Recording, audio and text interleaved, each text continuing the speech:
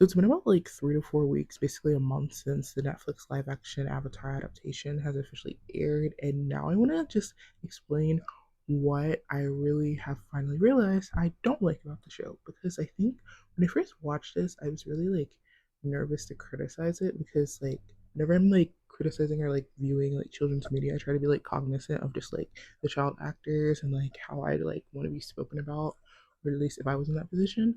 But now that I've like really just had more of a chance to really just digest it, there's actually just like this one thing that I'm really like concerned about in terms of like the future of the story and just like the season. So stay here. The one thing that I actually wish they never changed was the fact that like Aang just didn't learn any water bending whatsoever.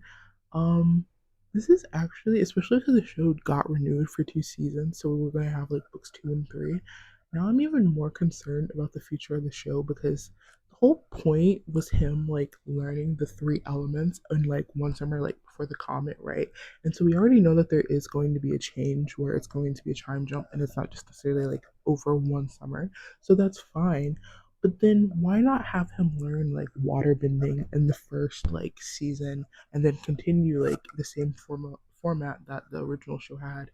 Have him learn earthbending and then have him learn fire, and across the 3 books or across the 3 seasons.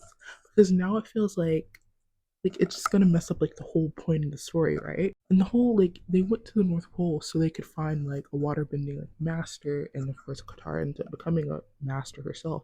But they go to the North Pole so Katara and Aang can find like a formidable like teacher outside of just Katara herself, and them learning waterbending together to become like stronger like users and stuff.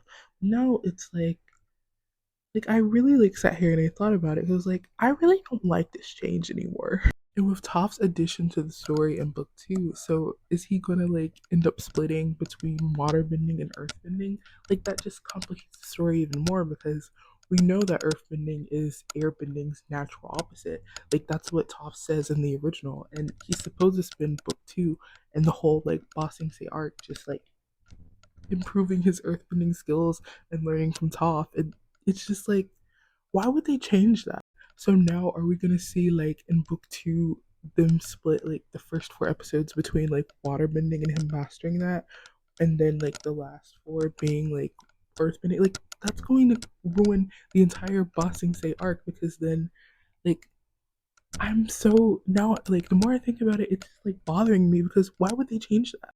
They were also supposed to get like more of these queens in book 2, but there's just so many changes that now I feel like, are we even gonna have enough time for like May and Tylee and like why would they change that? That I sit and I ponder.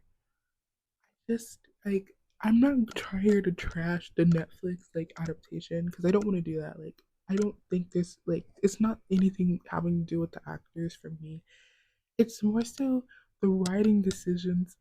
Why would you do that?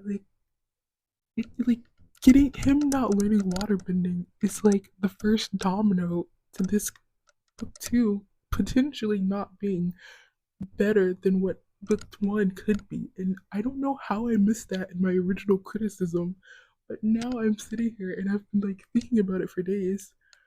Is this going to ruin our Toph Beifong live action debut? Like, is she going to be minimized to only 4 episodes because he's not known waterbending and now he has to learn waterbending and earthbending in the same season? Or are they just going to push earthbending to book 3, which is just going to completely ruin everything because the whole point of book 3 is Ozai and Zuko, firebending, all of that. And now it's going to be like, I don't know. Let me know how you guys feel about this writing change in the Netflix Avatar live adaptation series. I know it's been a month, but we always engage in discourse on here all the time about Avatar. So I just wanted to add my 2 cents in this and why I think this is actually a terrible decision that they took waterbending out of book 1 and now we're stuck with the final 2 books of him needing to learn waterbending and maybe earthbending in the same book.